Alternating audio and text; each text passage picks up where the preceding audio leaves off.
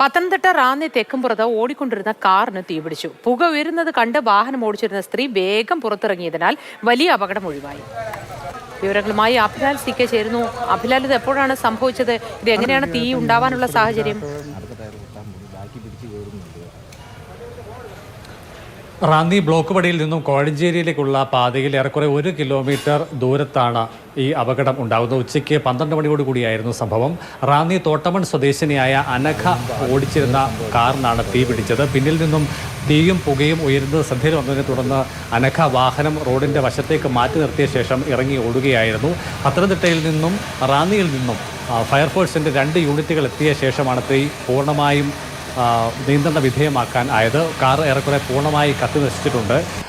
ഈ സ്ഥലം എന്നുള്ളത് വീടുകളോ അതോടൊപ്പം തന്നെ വ്യാപാര സ്ഥാപനങ്ങളോ ഇല്ലാത്ത പ്രദേശമാണ് എന്നുള്ളത് ഒരു പരിധിവരെ വലിയൊരു അപകടത്തിൽ നിന്നും കാര്യങ്ങളെ മാറ്റി നിർത്തിയിട്ടുണ്ട്.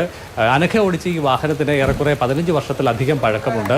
അപകട കാരണം, തീ പിടിക്കാനിടയായ കാരണം എന്താണ് എന്നത് സംബന്ധിച്ചുള്ള കൂടുതൽ പരിശോധനയിൽ മാത്രമേ അക്കാര്യത്തിലേക്ക് വ്യക്തത വരികയുള്ളൂ. ശരി അഭിലാൽ.